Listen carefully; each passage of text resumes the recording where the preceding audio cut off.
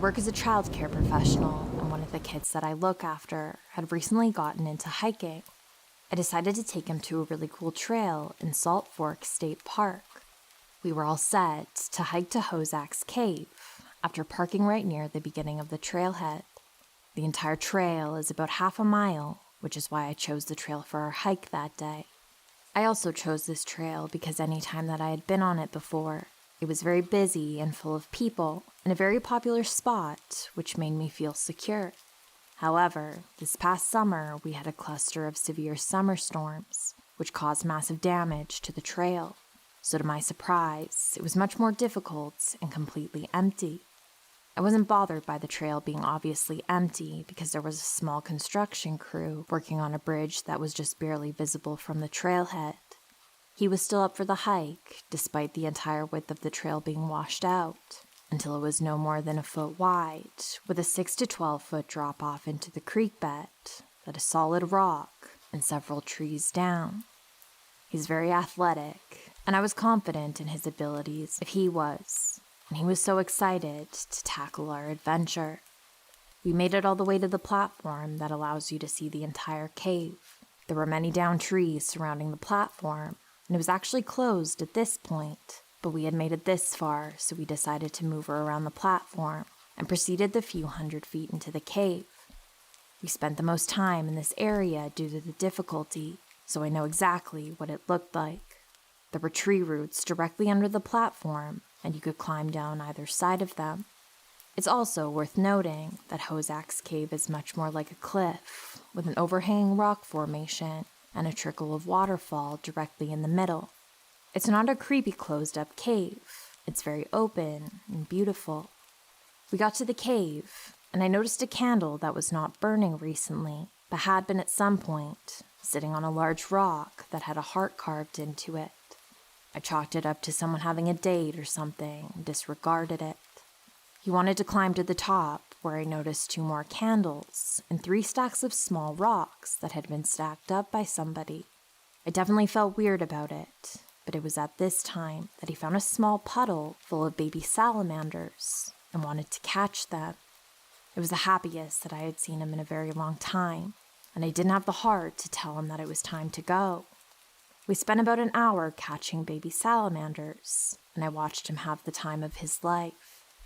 We finally decided to leave, and when we got to the platform, dead center in the middle of the tree roots was a wet washcloth hanging that was absolutely not there before. He noticed it as well, but didn't pick up on the severity of the situation that we were in. At that moment, I factually knew 2 things. 1, someone was watching us and we didn't see them. And 2, they were now potentially hiding in the woods and made it a point not to be seen, but to leave an object to be noticed. There was no running back with the narrow trail, and I was not about to tell him that we were in potential danger. I told him to go in front of me, and I just kept encouraging him that he was doing great, over and over, and that seemed to speed him up naturally. I never saw anyone while we were on the trail. We got to the car, and I locked the doors immediately. On our way out of the park, a very dirty man, probably in his 30s, came out of the woods. He made it a point to stare at me with the most empty of expressions that I've ever seen. The man followed me with his eyes and head as I drove by him and continued to stare at me until I couldn't see him anymore. I knew the third fact at this point.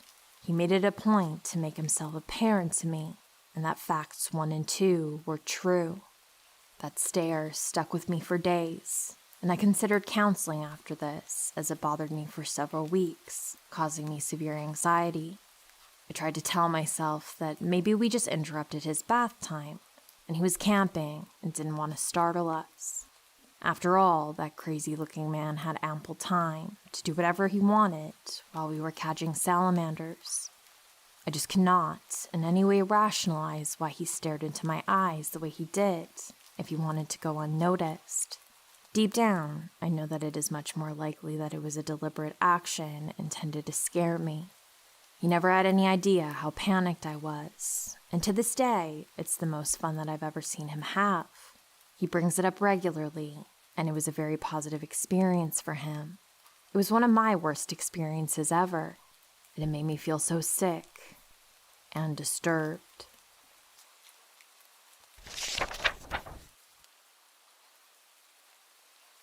So I just moved to New York back in July from Mississippi and hadn't had any problems until January.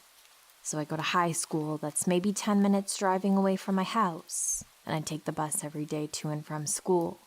Usually my mom will pick me up from my bus stop and take me home, and I usually only have to wait like a minute or two. This day, I was waiting for like 10 minutes, and I called her a couple of times, and she didn't answer. I assumed that she fell asleep like she does sometimes, so I decided to walk home. I usually go in a straight line for 3 streets, then make a right and walk straight down from there. On this day, I was wearing a tank top with a jacket on, Batman pajama pants, and old school style Vans. The perfect outfit for walking in the snow, right? Anyways, as I'm walking straight down, I see a man who is in front of me and walking the same way as me. So I take the right turn early, as I can just walk that way, but it involves a couple more turns, because I like to be cautious when dealing with other people on the street, especially if I'm alone. So as I'm walking down and starting to make the right turn, I see the man is now walking the opposite way he was before, and is now walking towards me, which sets off some red flags in my head immediately. This guy's probably 5'11" to 6 foot tall, wearing a black beanie, tan jacket, and blue jeans. And I'm a very small girl, 5'2", so I knew that if he wanted me, he definitely had a high chance of getting exactly what he wanted. So I naturally start walking faster than I already was, and turn as he's probably 10 yards away from me, and I'm walking really fast straight down. I'm walking for about 5 minutes, turning around to check and see if he made the turn after me, and didn't see him until the last time I turned around. He made the turn and was walking straight for me, so I start speed walking while I'm also on the verge of a panic attack, and all adrenaline has kicked in, and then so does he. I stay at the same speed for a couple of minutes so I don't tip him off and let him know that I can see that he's following me. After that couple of minutes, I see my house and just book it into my house and turn around to see him running after me. I finally make it into my house and just start crying as soon as I get in the door. So weird, creepy guy who likes to follow 16-year-old girls. Let's not meet again.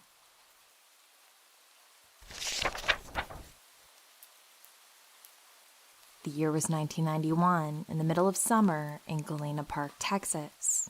I, female, was 8 years old. Being a typical 90s kid in the middle of a Texas summer day, I went to the community pool by myself, more than a few streets away from my house. Think like a quarter mile or so. My parents weren't very good parents. My dad drank a lot, and my mom worked a lot to support the family. Mom taught me stranger danger, and I felt old enough to walk by myself. Before this happened, I always felt safe walking around the little suburb of Houston. Anyways, a little description to get to the pool. I walk down the dead end of 8th Street to cross Main Street, then go down the rest of 8th Street and turn down to another side road, then cut through the big park to get to the pool. After swimming for an hour or so, I decided to walk back home. I cut through the big park, heading down the side road to turn onto 8th Street. As I was walking, I heard the ice cream truck coming down the side road before 8th Street. He slows down, and I look at the truck as it passes and notice a woman in the back of the truck, where the window to get the ice cream is. She waves at me, and I wave back. The truck turns onto 8th Street, and I think no more of it. I turn off the side road, and I'm walking down 8th Street to get home. Here comes the ice cream truck again. This time it stops next to me on the sidewalk, and the woman is now gesturing for me to come over to the window. I stand still, staring, and saying nothing. She says, "Don't you want a free ice cream?" And I shake my head no, and start walking towards the main street to cross to get home. The driver is creeping alongside me as I walk, while the woman is saying, "Come on, you look like you want an ice cream. We could give you a ride home. Aren't you hot? Don't you want a ride home?" They gave me bad vibes, and I was terrified. Just then, a car pulls onto the road a little ways down, and the ice cream truck takes off and turns onto Main Street. I'm now freaked out, thinking stranger danger, and contemplating if I run as fast as I could, if I could make it across Main Street and home before the truck comes back around. My little 8-year-old legs won't make it in time, so I start really freaking out and crying. I'm terrified of knocking on strangers' doors, so I'm struggling trying to figure out what to do. I don't want to be kidnapped. I run down the road and stop at a kid's house I've played with before. I knock on the door and keep looking down the road, terrified the ice cream truck is going to come. No answer. Now I'm truly fucked. There's a little playhouse in the side yard, so I haul ass into the playhouse and sit there hiding and trying not to piss my pants. Just as I'm trying to calm myself down, I look through the little plastic window and see the ice cream truck coming down the road again, very slowly. No music is playing, just creeping along. I lay flat out on the ground and pray that they don't see me. I don't know how long I laid there, but it felt like an eternity. When I finally found the courage to get up, I peeked my head up and looked around the plastic window, and the truck wasn't around. After talking myself up a bit, I finally left the playhouse and ran like the wind all the way home. I didn't stop at the main street. I didn't look both ways to cross the street or anything. When I got home, I cried my eyes out, and my dad didn't take me seriously, which broke my heart. He was a true asshole and alcoholic. When my mom got home, I told her what happened, and she called the cops and reported the incident. Nothing came of it, but I wasn't allowed to leave the house alone ever again until I was older.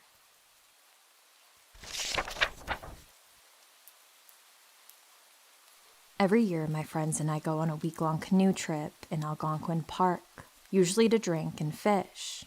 This past summer, we had decided to stay on Tom Thompson Lake, if you know it, for our main site, which ended up being an island in the middle of the lake. There were 6 of us in total, with one group of 4 in a large tent, one guy in a solo tent, and myself in a hammock between them. One night, we had been huddled around the fire at about 1 a.m., when we noticed a flare in the sky over what we assumed was an adjacent lake.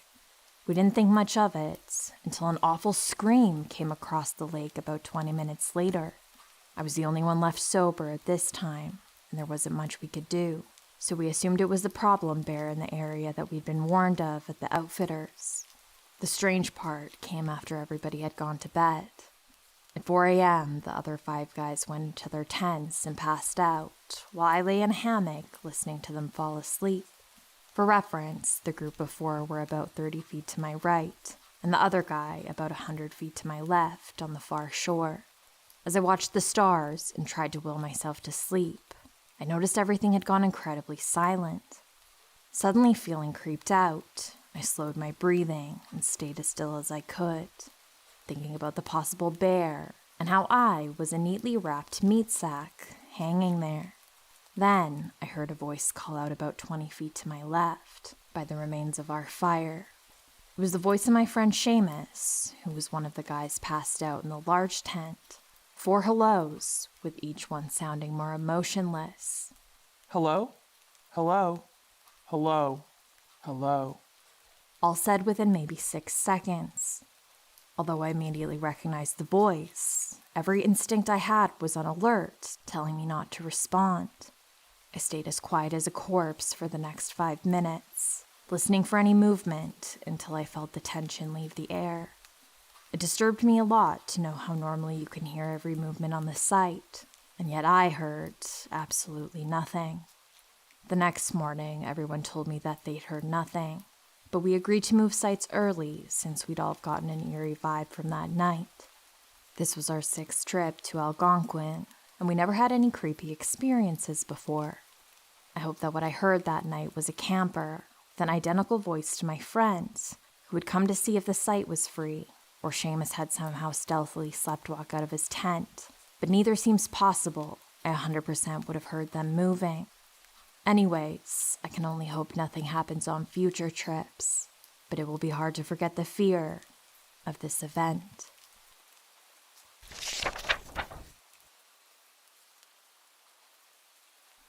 The story takes place in 2014 in the northern part of rural South Carolina. I'm absolutely sure where it happened. I drove this route many times during that year. Very dark, very rural, and this particular stretch of road doesn't have many houses. This incident happened not far from an old church also.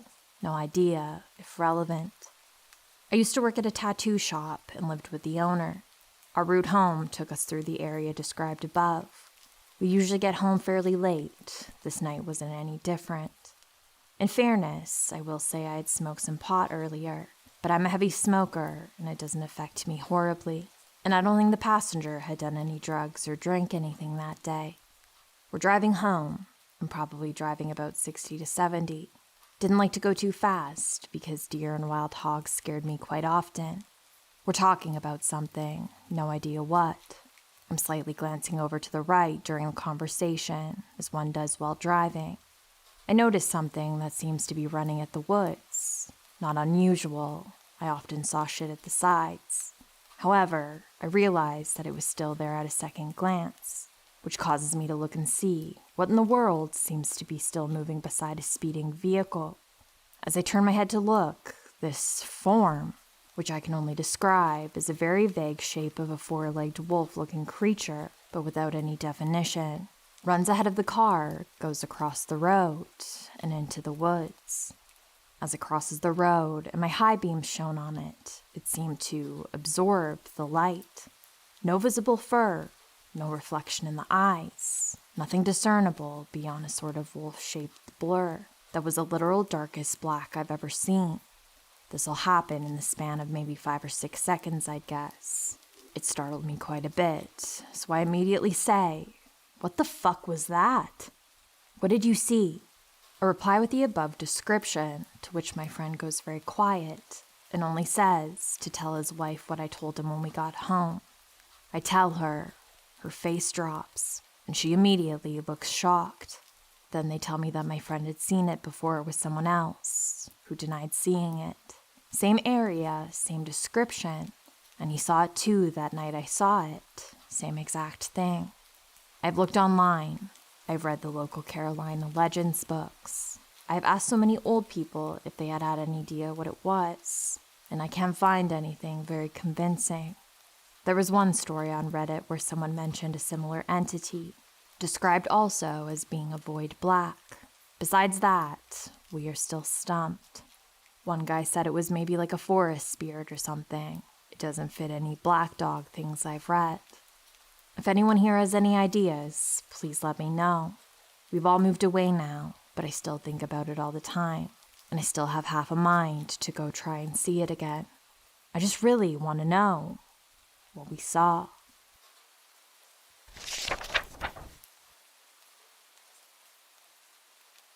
A few years ago, I was on a trail run after a good snow. I decided to do about 20 miles in the opposite direction of where I would usually run, and this took me to a section of the trail I'd never seen before. The trail runs on top of a levee that is surrounded by flat farmland on one side and a river on the other. Then it turns right into a small semicircle-shaped wooded area with tons of skinny trees. While the trees are packed in, you can pretty much see all the way through them. There was a clearing at one spot with a random bench facing the river. It struck me as beautiful, so I stopped for a few minutes to admire the view and snap a picture before running on. On my way back, I glanced at the spot again and decided I wanted to take a picture of the spot once every season. I made the trek in the spring, a few times in the summer, and then twice in the fall. I wasn't happy with the original fall picture I took, so I went back a few weeks later when the leaf colors looked a little bit better. The second fall trip was the last time I've ever gone. Everything was normal as I ran into the clearing by the bench and pulled out my phone. I tried to frame the picture so that it would be in the same shot, and then everything felt wrong. My heart started pounding, my hair stood up, my spine tingled. It was the worst fear I'd ever felt. I started fumbling around with my phone, trying to put it back in my armband. Felt like someone was in the woods behind me watching me, but they weren't just watching me. I was being sized up, thought about, possibly chosen. It was dangerous. I felt like whoever was watching me wanted to hurt me or snatch me. I turned around and scanned the entire area surrounding the bench, waiting to see some drug-addicted murderer pop out of the camouflaged area. Like I said, you could see clear through the trees. No one was there. In fact, everything was dead quiet. I hadn't noticed that everything was abnormally silent. I stood there staring and scanning, waiting to see anything because my feeling felt so strong. I don't know why, but I strongly felt like if I just booked it, this person or thing would be triggered, but I needed to leave right then. I tried to swallow every ounce of terror I felt, pretend like everything was normal, and ran at a medium pace back towards the levee. Once I was in the open of the levee, I took off. But here's the weirder part. I felt like I wasn't out of danger yet. My spine kept tingling, like something was behind me, and I needed to keep pushing forward as fast as I could. I know this sounds crazy, but I didn't feel like it was a person anymore, and it could pop up at any moment and snatch me, even though I was getting further away. I kept thinking it wanted to snatch me.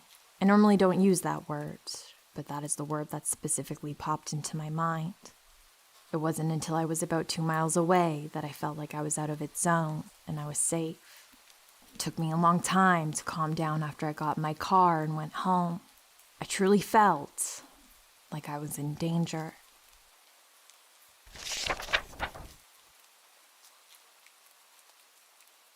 This took place last year at the beginning of summer. I was with my mom, headed down to my Nana's farm to visit for a weekend. For some context, she lives on a farm way back in the country, right at the foot of a mountain in rural South Carolina. It's a very rural and secluded area, so the roads are badly maintained and barely wide enough for 2 cars to pass one another. The houses are also spread out and set far back into the tree line from the road, so there's very little ambient light besides the headlights of a car. So my mom and I are driving along, her in the driver's seat and me in the passengers. It was around 11 p.m., and we're 15 minutes out from Nana's, deep in the woods, with the radio down almost to silent. We come onto this straight stretch of the road in a heavily wooded area, and suddenly this blur of a creature darts out in the road, right at the edge of our headlights. It was moving pretty good, but both me and my mom were able to get a good look at it, and both agree on what we saw. It was a fairly large creature, roughly the size of a person, or bigger. Neither of us could make out the head, but we both remember it appearing to have a segmented body, my mom's words, as if it were emaciated, and its ribcage was poking out. The reflection of light made it hard for me to tell color, but my mom said she remembered it to be dark, and she didn't see fur or hair. It had long limbs, and as it moved across the road, it didn't run the way a dog or horse would, with all 4 legs. The best word to describe it would be loping, using its front limbs to pull itself along, and it was moving considerably fast. We both said something along the lines of, "What the hell is that?" as it crossed in front of us. As we got up to where it had crossed, I turned to look as it just reached the other side of the road and out of our headlights, and I swear on my life, it stood up and ran. Not like a dog rearing on its hind legs. It was definitely bipedal. I immediately yelled that it stood up, and we both started getting nervous. I honestly would have thought I was going insane had I not had another person in the car with me. My mom has always been a pretty level-headed person and not superstitious, but she was very nervous and made me agree not to tell my Nana about it to avoid scaring her, which made me recognize how serious this was. I should also mention that there had apparently been a series of attacks on livestock and horses in the area around the time this happened. People were saying that they found wire fences ripped through and their animals attacked. I don't think any died, but if I remember correctly, there were a few horses that were severely wounded. There have been a few other strange incidences in the area, but that was my personal experience.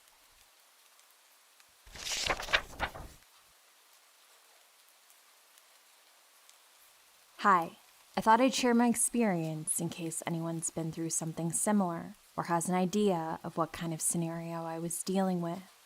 I was driving home from the gym at night and pulled up to a red light near a local courthouse. I noticed the driver of a white Jeep, one lane over, staring at me. Older guy, I'd guess late 40s to 50s, with long sideburns. I'm 31 male, though, without additional context, I have no idea if this matters. I turned and looked at him, and he started pointing towards me, towards my left. At first, I thought he wanted to cut in front of me when the light turned green, which is strange because there's no one coming behind us imminently, so he could have just waited for me to go, but I guess someone else might pull up. I pointed to my left to confirm what he wanted, and then opened my window a tiny bit because he just kept pointing, so I wanted to ask what was up. He didn't open his. The light turned green, and he changed lanes to drive behind me. It feels likely that he was trying to tell me to pull over earlier. I kept driving and changing lanes because he was tailgating me. He followed me immediately. Eventually, he switched lanes, but was driving erratically, kept putting his left turn signal on, but not turning left at several lights, for example. He also slowed down to maintain the same pace as me a few times. Eventually, I turned before my actual home route to throw him off. He kept going, but when I looped around to actually head home, I saw him at the light waiting to turn left on the road towards my house, so I had to keep driving. I'm not sure what his intentions were, but that was strange and unnerving, to say the least.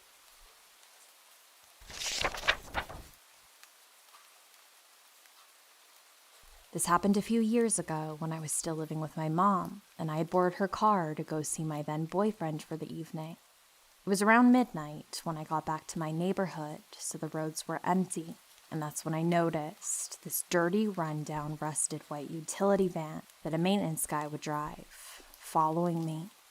I never ever saw the driver's face, but I got this immediate sinking feeling in my stomach because something felt wrong about this van. Now, I was only 20 at the time, but I knew better than to just drive straight to my house and let this person know exactly where I lived, no matter how desperately I wanted to just go home and ignore it. But I also wanted to be 100% sure that they were actually following me. I didn't want to jump to conclusions just because it was late and I was alone and being paranoid. So I drove to a shopping complex a few minutes out of the way that was well lit and has a public library to see if I was followed there. I thought I lost the van, but decided to wait in the parking lot for a few minutes because I had a bad feeling I just couldn't shake. Sure enough, the van showed up and was driving in random circles around the parking lot, looking for me. This scared me quite a bit, so I drove towards the big mall here that's always got security and police presence. I parked in a pretty well-lit, although empty, 24-hour McDonald's parking lot, where I had a great view of the roads and the mall, but I wasn't super easy to spot, and I waited to see if the van showed up, looking for me. It did, and of course, this would be the one time security and the cops are nowhere to be found, which was half the reason I decided to head here in the first place. Realizing whoever was driving this van was 100% actively following me in the middle of the night, I knew just driving home was not an option, and that's a terrifying realization. Luckily, the police station is just a few minutes away from where I was, so I try and discreetly drive away, hoping the van hasn't noticed me yet. I wasn't that lucky, because it wasn't long before the van was back in my rearview mirror. At this point, I'm panicking pretty hard, and my anxiety is high. I finally pulled into the police station parking lot, and seconds later, the van came to a stop in the middle of the road for no more than a few seconds. I'm guessing just long enough for them to realize where I led them, and they took off immediately, and so fast. I did make it home safe, and without seeing the van again not long after, but this whole ordeal took up at least an hour of my night. It was after 1 a.m. by the time I made it home, and I was terrified the whole time. I don't know what this guy's specific intention was, but honestly, I don't need to know. I know it was nothing good, and I likely avoided a very bad situation. If you think someone is following you, it's not stupid or paranoid to make sure you aren't right. Who knows what might have happened had I led them to my house? Or gotten out of the car.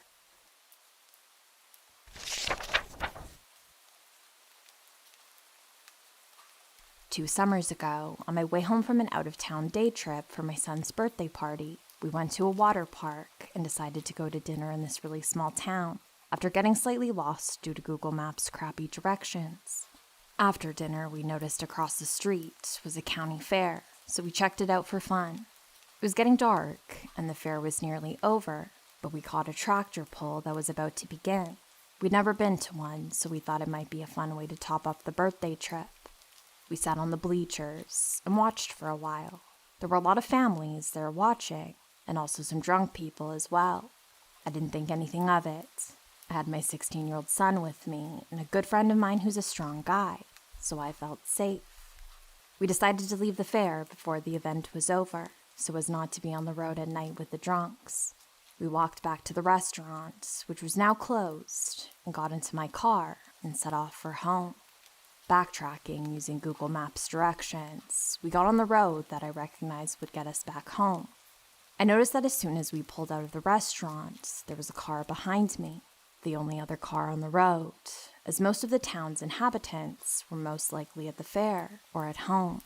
The car followed us onto the road we took to get home, which I found odd because it was a desolate, back hilly road with a wooded area on either side. I thought maybe they too were from out of town and were using the same cut across to get to the interstate, as it was summer and many people road trip. I still felt uneasy about it, but decided to just get off this podunk road and onto the interstate as soon as possible. As we were driving on this hilly back road, it was fully dark outside, and I kept it easy for fear of a deer running out in front of us. The car stayed right behind me. I slowed way down, hoping he would be annoyed enough to pass me for going too slow. Instead, he drove right up on my ass, tailgating me.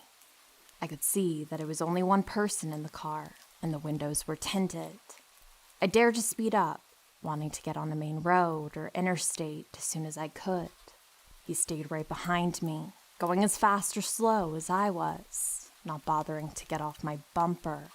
I knew, without a doubt, we were being harassed now. I was getting scared. I had my son in the back seat. It was his birthday. This was unfair, and I kicked myself for going to the tractor pull. Of course, I couldn't have predicted this craziness. After what seemed like ages, we got into the interstate. I had hoped it was just some local jerk who wanted to scare some city folks, but I somehow knew it was not that simple. As I feared, he followed us onto the interstate. Even on the interstate, he tailgated us. I slowed down initially, hoping in futility that he'd pass us. No luck. I sped way up. He caught up and stayed too close. Unfortunately, the interstate was quiet on our side. I had no choice but to keep going. My friend was very angry and ready to fight if necessary, but I wanted no part of meeting this guy face to face, especially with my birthday boy in the back seat. I just kept going and prayed not to get a flat tire. At one point, I got scared enough to lay down the horn while driving, hoping the noise would dissuade him. It worked. He pulled over on the shoulder, and I saw his headlights turn off. I was relieved at first, but we found it odd that he killed the lights. After that, we sped up, and I was flying for home. The sooner the better. About 50 minutes passed in blissful uneventfulness. We talked about how scary that whole ordeal was, and eventually started feeling relieved to put it all behind us. Literally. We were about 25 minutes from home, and there was a couple of vehicles here and there, which made us feel less alone on the road. At one point, when the cars thinned out, and we were once again alone on the road, something happened that I could not believe. Right next to us, and slightly behind us, headlights, bright, burst on. He had been following us that whole time with his lights off, staying carefully behind us and waiting for his chance to scare and surprise us. I almost started crying, but at this point, I was too angry. This guy has been following us for an hour now. Far ahead of us, I saw the taillights of a semi. I sped up quickly, with the stranger in the car next to me trying to pace us from the fast lane. I think he realized that I was trying to catch up with the semi, so for the first time in this insane chase, he did something truly dangerous and swerved at my rear panel, a pit maneuver, trying to push us off the road. I sped ahead and missed him, clipping me by inches. I finally reached the semi-driver and got close, hugging the back of his truck as much as I dared and leaving no room for this jerk to cut me off. We went this way for a little while. Finally, and I truly believe this semi-driver knew something was wrong, because after so long of seeing this crazy driver swerving at me and trying to get in front of me as I would not let him over, the semi-driver did something I will forever appreciate him for. He swerved over to the fast lane and dangerously cut off the stranger's car, and then tapped his brakes. I took it as my cue to speed ahead from the slow lane and try to lose this creep. I sped up to 85, 90. My hometown was straight ahead. I took a sharp left onto the back street that led to the main road and stopped in a busy, well-lit gas station. Luckily, there was a cop there. My friend got out and explained the whole situation to the officer, and he called for other cars to search for this guy. We left the gas station after calling a friend to follow me to a parking lot where he stowed my car overnight because I did not want the guy to possibly find my house by recognizing the car. I watched my back for quite some time after that. I always notice that make and model of car in white if I see it on the streets. Thank goodness we got away safely. Now, the most bothersome thing about this story is that the small town where this took place happens to be the home of one of the biggest mental health asylums in the Midwest. This thought has kept me awake more than one night, and I still check the papers for story of escapees. So, deranged, creepy driver, possible mental institution escapee, let's not meet.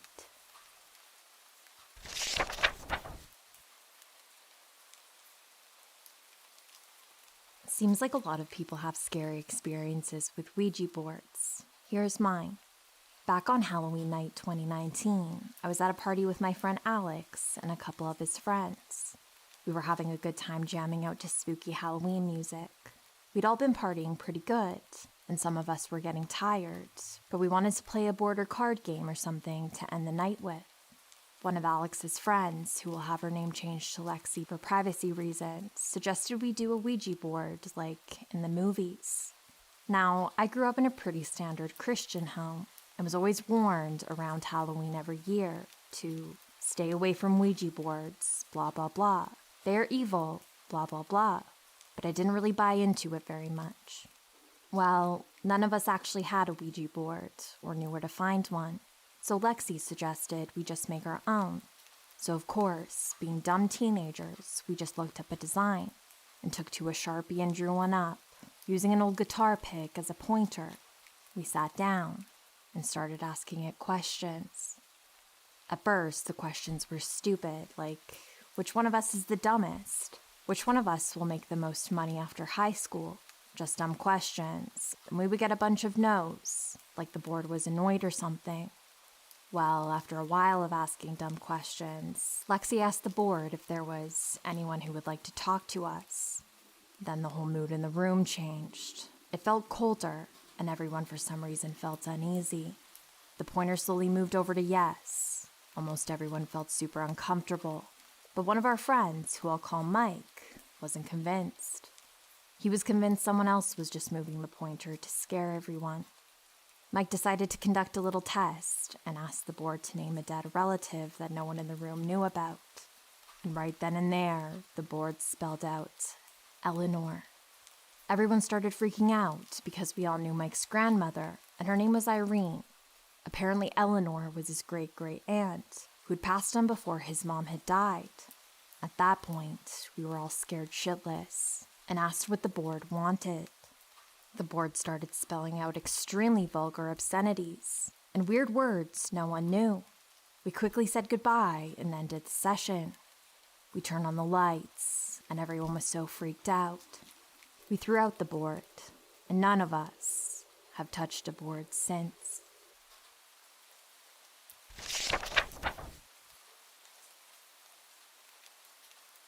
After college, I had a low-paying job for a while, so I lived in a rough neighborhood.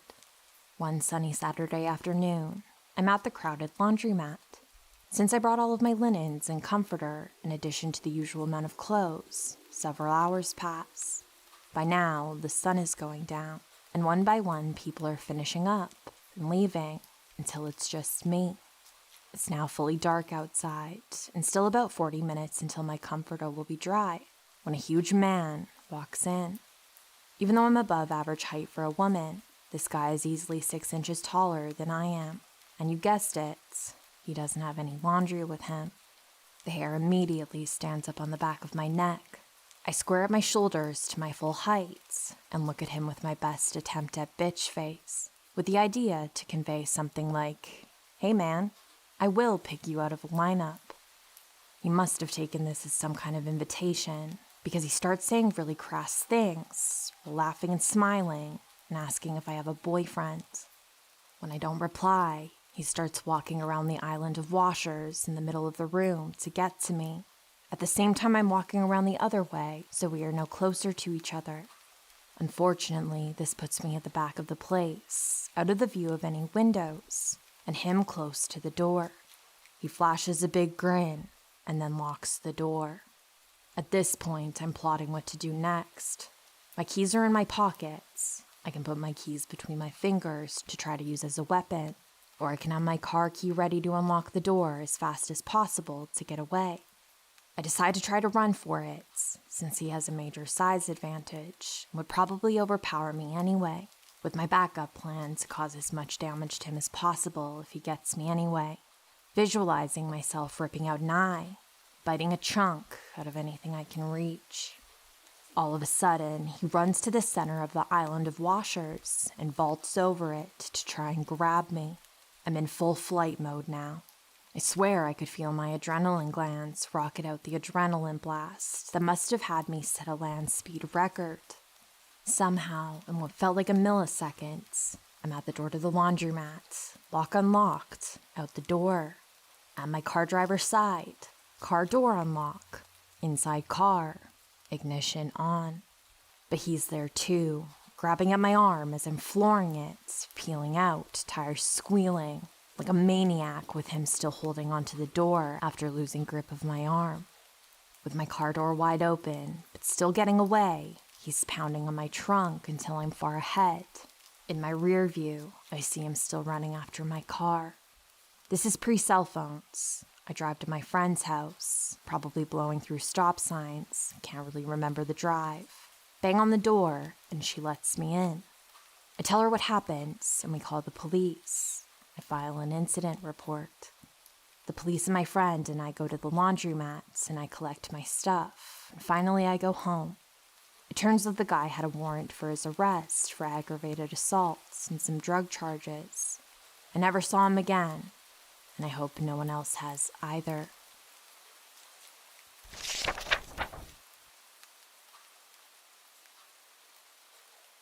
Myself and my mother were driving. Where?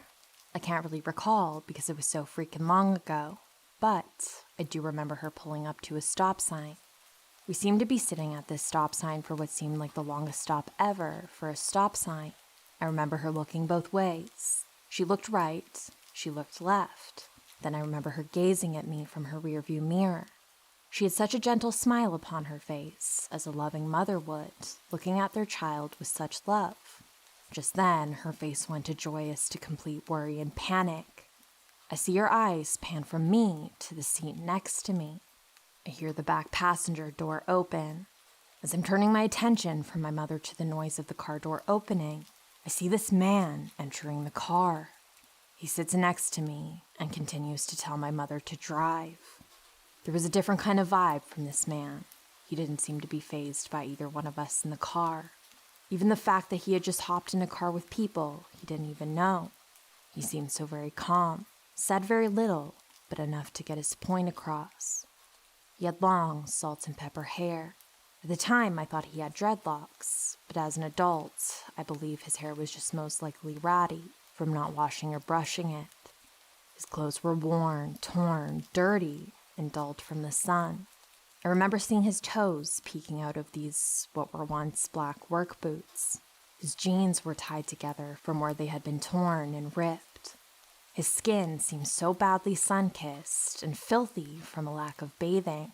An odor was coming from this gentleman that truly had my nose hairs curling. The smell filled the car. I could tell my mother could smell it too because she kept wiping the back of her hand across her nose. My mother told the man she wanted him to get out of the car. Her voice, she was trying to be stern and demanding, but she was such a kind-hearted woman that her yelling sounded like she was singing. So, of course, the man disregarded her chirps. He sat back in the seat and said, "Drive, please, just up the way." I so badly wanted to glare and stare at this man, but I didn't want to upset him. I'm leaning as far as I can against my door with my head down and hands in my lap. I can feel the car jerk forwards. I can hear my mother breathing heavily as she's worried about this man in the back seat with me. I can't say I was really scared of him. I was more curious as to how he could just so boldly get into a car with strangers and be so cool about it. I was always taught to never take rides from people I didn't know. So where was he going? I had thought. Where does he live? I can only imagine the things that were going through her mind as she's driving a complete stranger up the street with her kid in the back, with him not 3 feet away from me. The car continues to drive down the road a ways more. Then he leans forward from the seat, gazing out the window, watching the scenery go by, his hand on the handle of the door. He says, "Here." My mother jerks the car to the dirt, the car skidding to gain traction to bring the car to a complete stop. His passenger door flung open, and he bolts up and out from the car. He didn't even get a chance to close the door himself. My mother had sped off so fast that the car door slammed shut. Then I heard the car doors lock.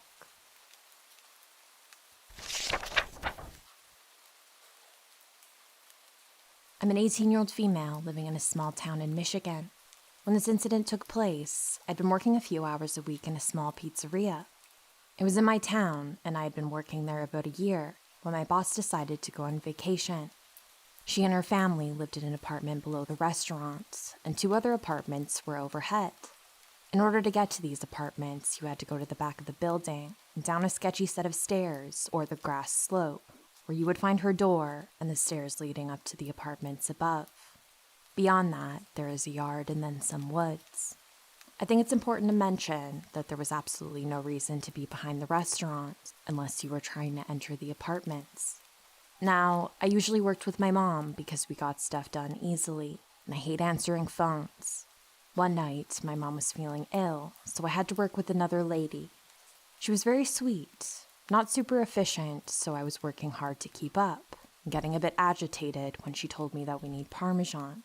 I agreed to get it from the store just down the road, but she promised not to make me answer the phones for the rest of our shift. There were only 2 hours left, which were normally pretty slow, so I guess it didn't matter that much anyway. As I was getting into my SUV, I saw a guy pull into the small parking lot with a beat-up car and park near the back. He was lanky and wearing oil-stained shop clothes, which was, and still, totally normal around here. He got out, retrieved a bag from his trunk, and headed down the slope.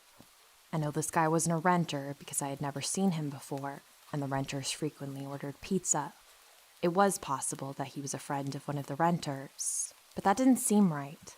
It was 9:30 at night, and one renter was a single mom, and the others were 2 brothers with mental health issues that were pretty antisocial.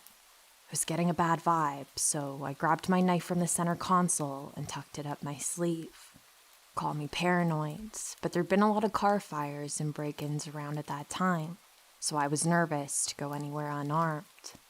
It might have been a stupid thing to do, but I considered my boss a friend and didn't want this guy to hurt any of the renters or steal from any of the apartments. I decided to go see what he was doing, just in case he had any ill intentions. I got out of my car and walked quietly to the slope. There was motion-activated lights, so I could easily see what he was doing. He was fiddling with an old key ring. and trying to get into my boss's apartment. "What are you doing?" I asked loudly so that my coworker could hopefully hear me through the open back door. He was startled but smiled and told me that he worked for my boss's husband and was there to feed the dog and let it out. His smile was creepy, the kind the liar gives you when they're trying hard to convince you. My boss did have a dog, and her husband did own a fabrication shop, so his story seemed to check out, but I still was not convinced. I decided to go get the cheese and check again when I got back. "Okay, let me know if you need help with anything." I tried to sound as normal as possible, but I was seriously creeped out. I hustled at the store and back to work. I'd been gone only about 15 minutes when I got back, and surprisingly, he'd already gone. I was still feeling suspicious and bad for the dog who'd been shut in for a good portion of the day, so I decided to text my boss when I got out of work. Fast forward 2 hours, and I was on my way home. I got to my door when I decided to check Facebook. As I'm scrolling, I saw something that made my stomach drop. It was a picture of my boss with her dog on the beach from earlier that day. I called my boss and then the police to make a report. It turned out the guy had been fired by my boss's husband earlier that week for making an inappropriate comment about his 19-year-old daughter and repeatedly harassing other female staff. The guy had planned some sort of revenge scheme, but didn't know they had left for vacation. His bag was full of tools and a couple of knives. During questioning, he told them that the only reason he left was because he thought I was watching him. Thankfully, he went to jail for that, and a couple of other things that he had been wanted for previously. This still creeps me out to this day, and I hate to think what would have happened if they had been home.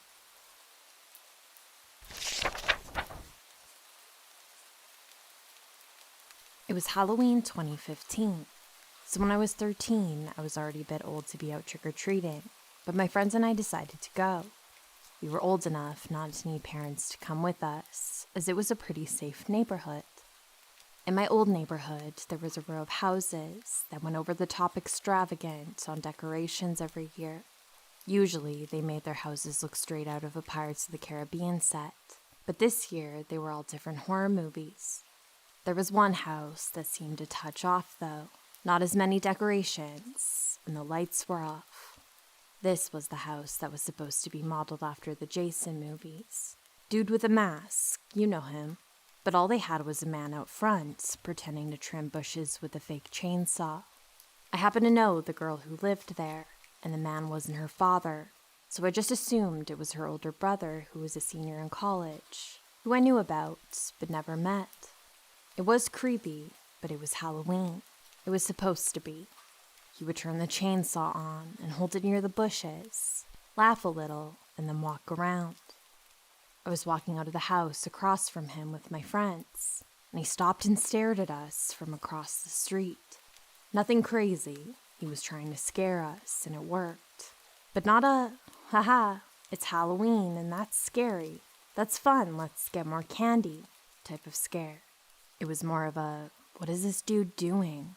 I don't feel right type of scare for me. All of a sudden, a huge group of people walked out of the house after us, and I couldn't see him anymore. It wasn't until about 10 minutes later that I saw him again on a different street. It was about 10:45, and my friends and I decided it was time to head home. We all split up, and I started walking home. Phone dead, of course. I get the weirdest feeling of chills and turn around. He's next to some people about 6 houses back on the other side of the street. No big deal. I pass a few more houses, and I feel off. I turn around, and he's now 3 houses behind me and on my side of the street. I pick up the pace a little, and like the dumb 13-year-old I was, cut through a few backyards to get away from this creep. I start to panic, and I break out into a run. I don't even have to turn around to know that he is behind me. I can hear him. I hop back onto the sidewalk in hopes that people are there so I don't have to be alone. No dice. I start to get really scared and decided that since a grown man is chasing me and I cannot outrun a grown man, I'm going to have to just stop dead in my tracks and face him. That's what I do, and he does the same. We are standing, facing each other, with about 2 houses' distance between each other. He then starts his chainsaw and holds it near a bush out in front of the house he's next to. He then trims it, letting me know that this isn't a toy. It's real and has a chain on it. I scream absolute bloody murder, and luckily the lights on the houses turn on. He turns and runs. I book it home, and have never been trick-or-treating since. The next week, I talked to my friend who lives at that house to tell her what a creep her brother was for chasing me like he did, and that I was actually scared and he took it too far. She looks at me confused and said he was still in Oregon at OCU.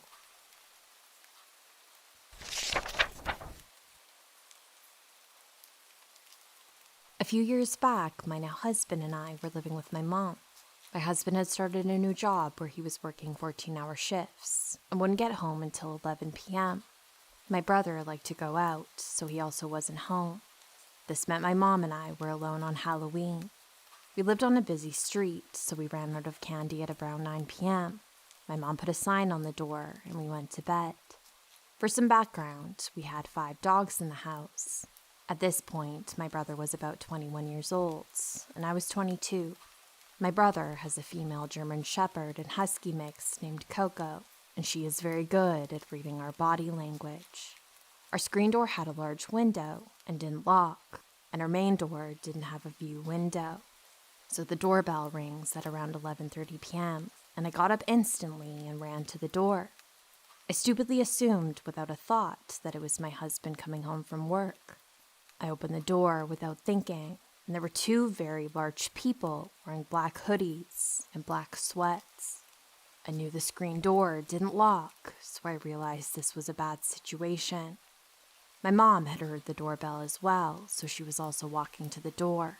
My husband had keys to the house, so my mom was having good instincts, realizing it wasn't him, and decided to come with me to the door. I was stunned and didn't say anything, but my mom comes from behind me and aggressively says, "Can I help you?" Before they can even speak, Coco jumps at the glass and starts barking and growling at them.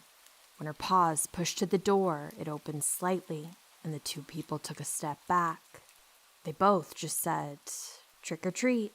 My mom said, "Don't you see the sign? We're out of candy." Then the 2 people walked away. My husband came home 15 minutes later, and we told him what happened. Coco for sure saved us from a bad situation. She never acts that aggressively when people come to the door. The next morning, we saw in the news, a few blocks away, that 2 people that matched the description of the 2 people that came to our door were shot and killed because they tried to rob the home of an off-duty police officer. The time of the incident was 30 minutes after the 2 people came to our door.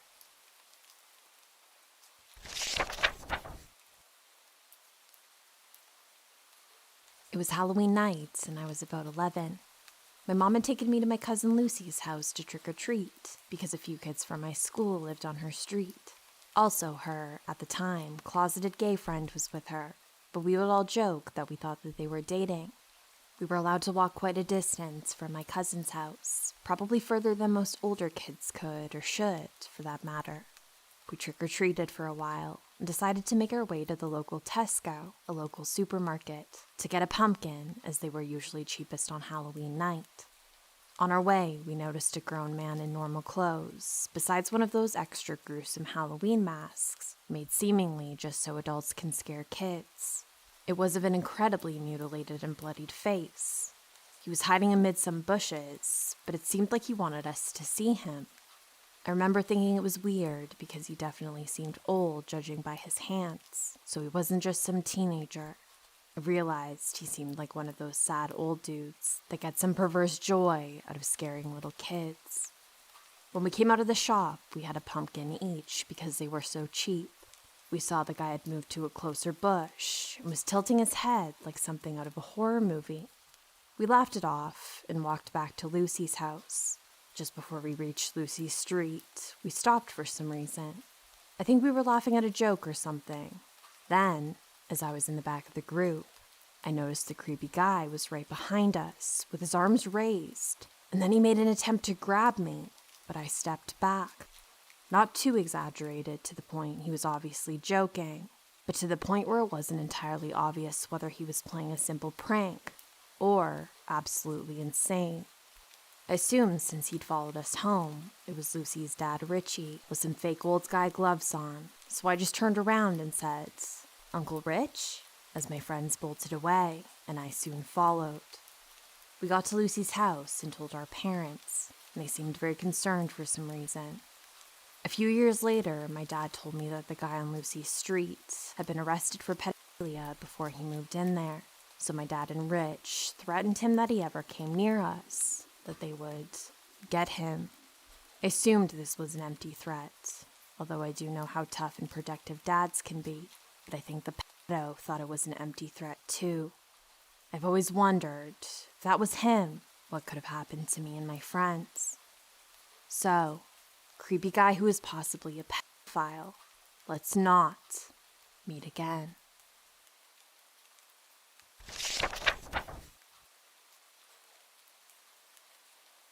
My aunt has been diagnosed with various cancers over the last 10 years.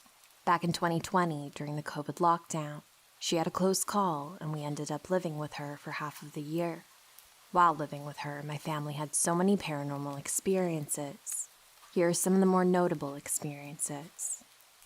My aunt rented the upstairs of a 3-bedroom house. My sister and I had to sleep in the living room because the other rooms were being used. My first paranormal experience at that house happened around 2:30 a.m. I could hear footsteps walking down the hallway from the bedrooms to the living room and kitchen area. Whatever or whoever it was stopped at the front of the couch and then walked back down the hall. I was not the first one that heard it, as my cousin and aunt who lived there also reported hearing bodiless footsteps pace the hallway. A hot spot for paranormal activity was in the small bathroom. My cousins said they heard things being moved around in the bathroom whilst they were showering. My experience in the bathroom happened while I was talking to my cousin and looking in the mirror applying makeup. My cousin turned around to sit on the edge of the tub, and just then out of the corner of her eye, and mine, we both saw something small and yellow suddenly materialize out of thin air. We saw my little sister's small Pokemon toy briefly floating in the air. Then it suddenly looked like it was placed down perfectly on the ground at super fast speed. When we told everyone what happened, my sister said that her Pokemon toy had been right next to her on the nightstand in the other room. A couple of days later, my mom and I were sitting in the bedroom across the hall from the bathroom talking. She was putting on her shoes while I looked down at my phone when she abruptly said, "Did you see that?" And I said that I did. We both saw a small black object the size of one of those small hard bouncy balls appear out of thin air. It looked as if it was thrown across the floor and rolled directly in front of our feet, then went under the bed that we were sitting on. My mom was recovering from knee surgery at the time, so she told me to quickly get down and look under the bed to see if there was anything there. I was too afraid that I would see something looking at me if I looked under the bed, so she got down and looked under, but said there was nothing under the bed. Another experience I had occurred after a really long day of driving around to visit several family members in various cities. I was exhausted by the time we got back to my aunt's that night, so I went straight to bed. Just as I was beginning to fall asleep, I suddenly heard a baby screaming cry. It sounded as if it was coming from the downstairs apartment, but the young couple below us didn't have any children. I asked my cousin and my sister if they had heard a baby crying, to which they looked at me with puzzled expressions and replied that they hadn't heard anything. I was surprised because the crying was so loud. The next morning, when I told my aunt about the crying baby, she shared an experience they'd had earlier that year while they were leaving very early for a doctor's appointment. Apparently, the night before the doctor's appointment, there was a snowstorm. When they'd opened the front door to leave, they noticed little barefoot footprints in the snow, the size of a child's, walking away from the house. My cousin followed them to a sidewalk where they disappeared without a trace. They noted that there were no footprints walking back to the house.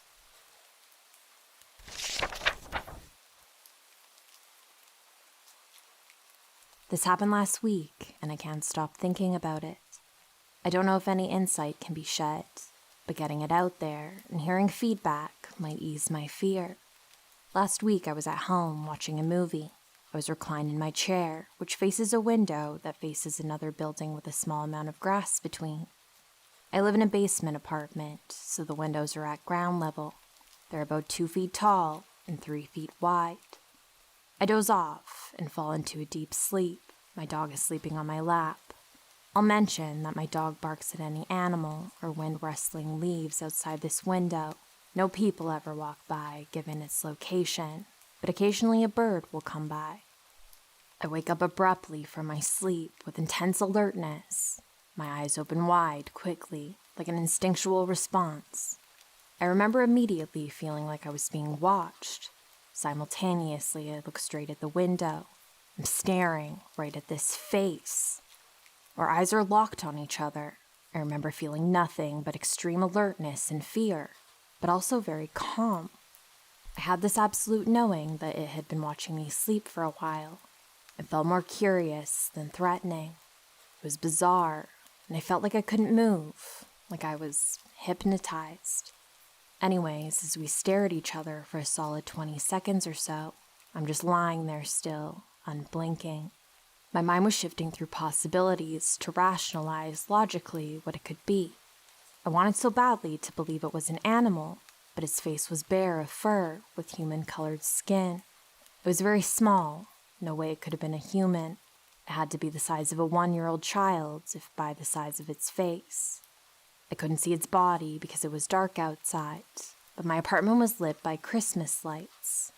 It looked like it was leaned in on its arms with its face as close to the window as possible. It was strange to me that my dog was not barking. He lied there still with me. This is when I think I might be having sleep paralysis or something. I have sleep paralysis very often, and this didn't feel like it. It felt more like a trance state. I felt connected to it somehow. I get up the nerve to sit up and get a closer look, and mumble, "What the fuck?" That's when it backs away. I remember my thought process as being in slow motion and clear. I tell myself to listen closely to see if I can hear 4 legs or 2. It gets up and runs away. This is when my dog starts barking. That's when I know for sure I'm not imagining it.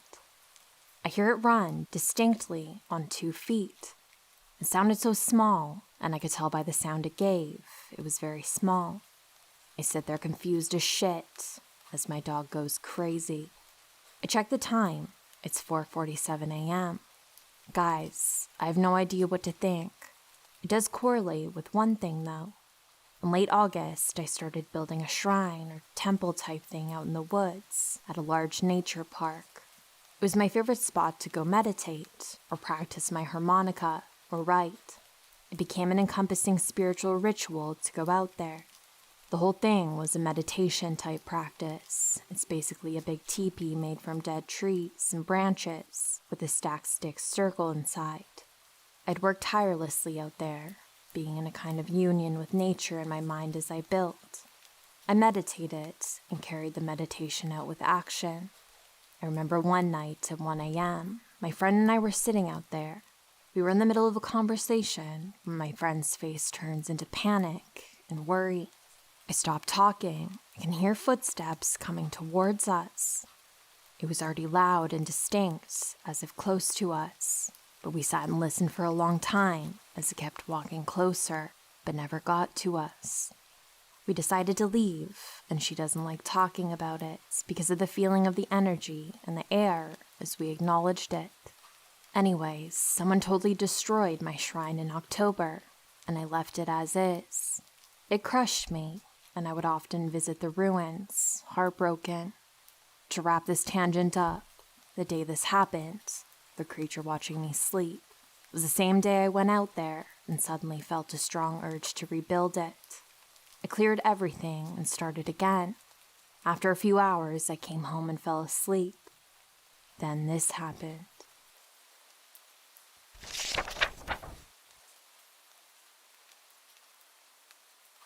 It's 3:04 a.m. This literally just happened. My girlfriend and I went to bed at a normal time after a night of video games and Thai food.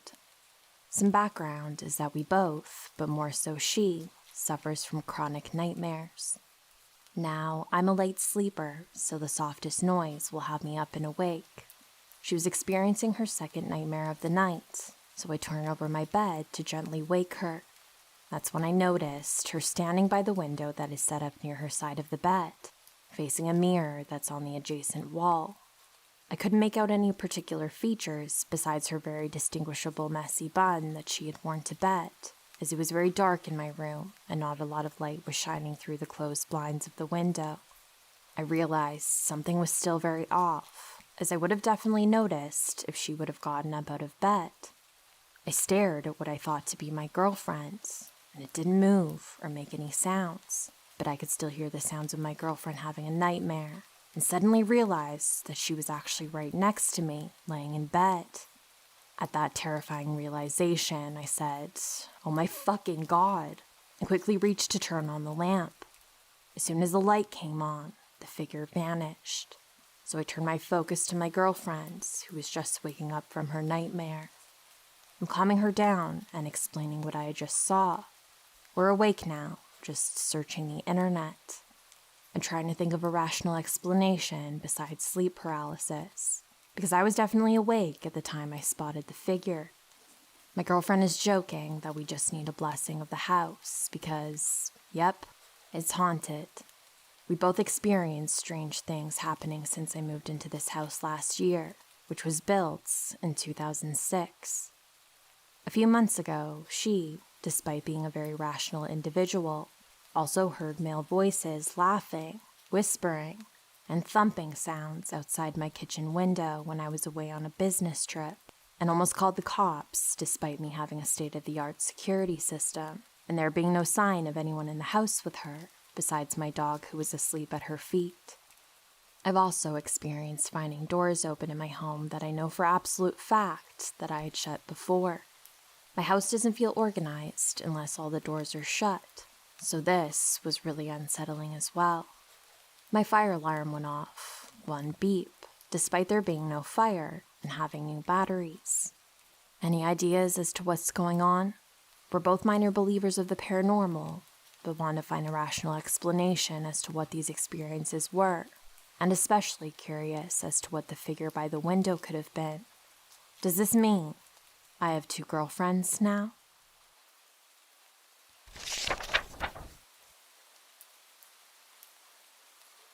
This happened to me about 2.5 years ago. It was October, almost Halloween, and my husband and I were out seeing one of our favorite bands with another couple. Huge, well-known metropolitan area. We were completely wasted, drinking screwdrivers and shots of Jackfire. A friend we were with went to go refill our drinks, and when he came back, he had a girl with him who looked to be around our age. In reality, she could have been anywhere from 18 to 28. He tells us that the girl has lost her dad, and she wants us to help her find him. We were so drunk and just having an awesome time, so we told her, "Can't really help you look for your dad, but you can stand here with us until you find him, or he finds you, or whatever. No big deal at this point." So the girl stands with me the whole time. We're holding on to each other and dancing. We both know every word to every song, and it was actually just an amazing time. So fast forward a couple of songs, this is when things start getting weird. She starts begging for me to come back to her hotel with her and her dad. She's saying stuff like, "I promise it's not weird. It's not going to be creepy. I swear, we're not the cops," and just overall weird shit like that. She would not shut up about this. She wanted me to come back with her and her dad so bad. I can't really remember everything she said, because like I said, I was inebriated. But what I'll never forget is the most creepy, weird feeling that washed over me when she was saying all of this to me. My husband wasn't paying much attention, so he didn't hear what she was saying. For some unknown reason, the friend that we came with, who's married to the guy that brought this crazy girl to us in the first place, turned around and starts cussing the shit out of the crazy girl. I don't remember what she was saying, but it was along the lines of, "You need to fuck off." And at that moment, I turned to my husband and said, "This bitch is creeping me out. Let's lose her." And so we ran away to the lobby area. I was so scared she was going to find us or track us down or something. I've always just got the most weird feeling when I think about that night. That girl wanted something from me, but I don't know what it was. It could have been that she just was having a good time with me and wanted it to continue after the show. Her being there with her quote-unquote dad, though, is what made it so weird for me for some reason. I got the vibe that they could have been human traffickers, or an occult, or something sinister. The fact that I was so drunk and my spidey senses still went off like they did, that's why I can't shake the feeling I could have been in some creepy danger that night.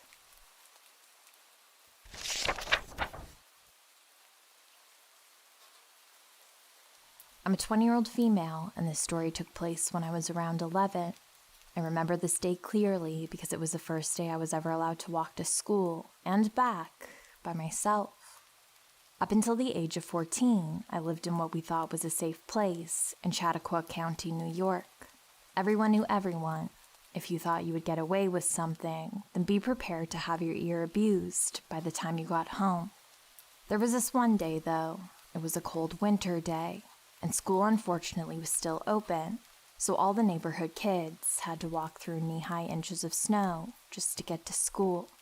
It took me longer to leave my house, as I was used to walking with my older sister to school, since she knew the routes better than me. I always used to make fun of her for being paranoid and taking a different route every day from school, but after that day, I learned that was what saved my life. As I was waiting by the door to leave, my mom came up to me and told me that I should ride with her to drop me off, because my sister was too sick to go today. Being a brat, I made a big deal about walking by myself, because I was almost 12 years old, and all my friends' parents let them walk alone. She looked at me for a long while, then told me to make sure I pay attention to cars. I got hit by a car and almost died when I was 9, so the worry that showed on her face was well warranted. I hurriedly nodded and headed out the door to go to school. My sister didn't like to dilly-dally, so she was always in a rush to get to school early, but seeing as it was just me, I thought it would be a good idea to take my time. I would play in the brown slush that was left on the side of the road, and even make funny-looking snowballs to see how far I could throw them. Halfway to school, I noticed a white van following me. Being the playful child I was, if I had not been bending down to make another snowball, I wouldn't have noticed it slowly creeping up the street. I told myself I was just being stupid, but continued more hurriedly to school. Once I got to school, I took a quick glance over my shoulder and saw the van a few feet behind me. It wasn't until I was on school grounds that it drove away fast by me. I thought that would be the end of it, but throughout the day, when I would stare out the window, the van would be there. I assumed that it never really left, just parked.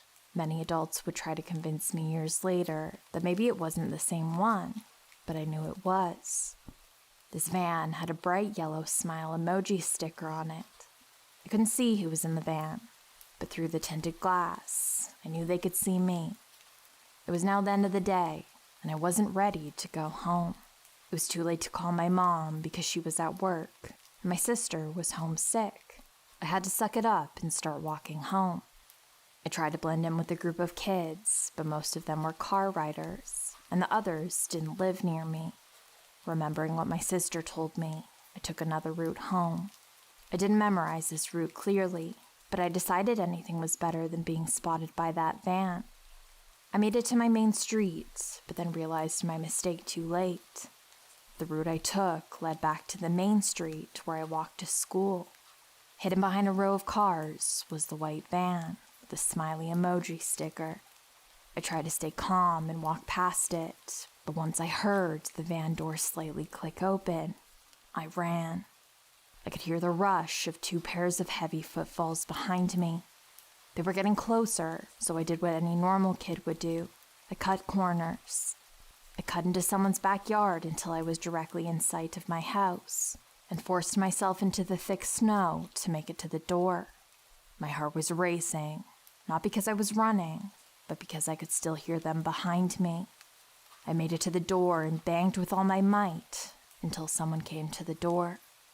My sister looked confused, but one look at my face, she pulled me inside and locked the doors. The van was still outside. Truthfully, it stayed out there until my brother got home. Me and my sister don't talk about it, but we both know how close it was to me going missing. I hadn't thought about this incident in years, but one of my hometown friends showed me an article that came out in 2013. Apparently some men kidnapped and sexually assaulted a girl my age. It wouldn't have scared me if it hadn't mentioned the white van. Whoever you are that attempted to kidnap me and do God knows what else, let's not meet.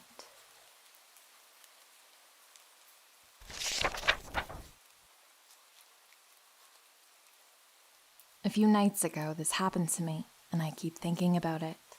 Now, I work in the criminal justice field where I see a lot of crime, and I'm also naturally a follower of this subreddit, scary movies, and scary stories in general, so I have to disclaim that I do have a heightened sense of paranoia sometimes. But my girlfriend and her roommate both agreed that this was weird. I was out walking my girlfriend's roommate's dog, as she was working a night shift in their neighborhood, which is a very safe suburb of New York. I walked across the parking lot into this field, in the middle of a rotary or roundabout, whatever you call them. I was screwing around in Reddit since it was near midnight, and in the middle of quarantine, and there were no cars out. The dog has a dog leash, so she was sniffing around, and then I kind of saw her stop and stare towards the road. I looked up and saw a black SUV stopped in the rotary. I pulled on my COVID mask that was on my chin. Since no one was around, I had it off, as some people in New York are touchy about that, understandably, just in case they stopped to lecture me, and I didn't care to engage in a dumb argument. I looked back at my phone and then back up, and the SUV was still there. There was a family, mother, father in the front, and a 12-year-old daughter in the back seat. I was a bit startled because they were all just blankly staring directly at me. I sort of waved and nodded and started walking the dog a bit across the grass again, and they started to slowly move. They came around the rotary, and I looked back, and all of them were again staring directly at me. I figured they may talk to me, so I stopped and waited for them to get around the circle, but when they approached, they kept driving very slowly, all staring directly at me still. I gave another half wave, and they drove past me, still slow and staring, back around the circle, then again around the circle, literally all of them blanket staring at me, even the little girl in the back seat. I put my arms up in like a shrugging gesture, as if to say, "What the fuck?" They did this a couple more times, and I started to walk up to the edge of the circle to engage. Normally something I wouldn't do, but it was a family, so I sort of felt a bit more brave to do so. They sped up a bit and went around the corner and turned off the rotary.